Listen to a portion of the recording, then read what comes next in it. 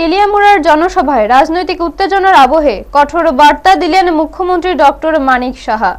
তিনি শান্তি ও শৃঙ্খলা বজায় রাখার উপর জোর দিয়ে বিরোধীদের উদ্দেশ্যে তীব্র সমালোচনা করেন। আজ তেলিয়ামুড়ার দুষ্কি এলাকায় মহারানীপুর তেলিয়ামুড়া কেন্দ্রের প্রার্থী বিল্লো জমাতিয়া এবং মান্দাই পুলিনপুর আসনের প্রার্থী রাজেশ দেববর্মার সমর্থনে আয়োজিত জনসভায় বক্তব্য রাখেন মুখ্যমন্ত্রী। তিনি বলেন, মোস্তানি বা গুন্ডামি করে ক্ষমতায় টিকে থাকা যায় না।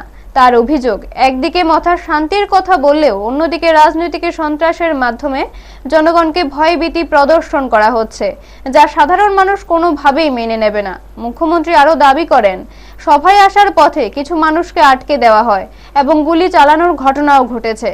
তার মতে এ ধরনের ঘটনা গণতান্ত্রিক পরিবেশের পরিপন্থী এবং এতে এলাকায় অস্থিরতা সৃষ্টি হচ্ছে। তিনি বলেন, প্রধানমন্ত্রী নরেন্দ্র মোদীর প্রচেষ্টা ত্রিপুরা সহ সমগ্র উত্তর পূর্বাঞ্চলে শান্তি প্রতিষ্ঠিত হয়েছে।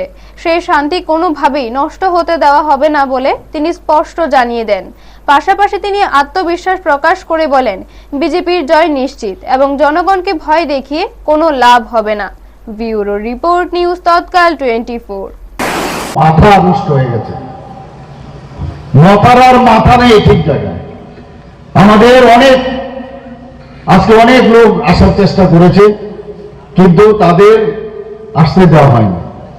সেখানে গাড়ির মধ্যে ঢিল ইত্যাদি ছোড়া হয়েছে। শুধু তাই নয়, ফায়ারিংও করা হয়েছে বন্ধুগণ। তার ফটো আমার কাছে এসছে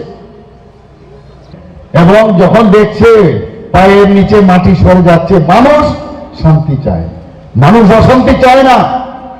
এখানে যে আমার ছোট ছোট মেয়েরা আছেন, বোনেরা আছেন, এদেরকে যদি আমরা মনে করি তারা দুর্বল, তাহলে মূর্খের স্বর্গে বাস করতে। যখন তাদের আওয়াজ বেরোবে এই ধরনের অপকর্মের বিরুদ্ধে, তখন পালিয়েও টের পাবে না বন্ধুগণ। আমি এতটুকু বলতে পারি।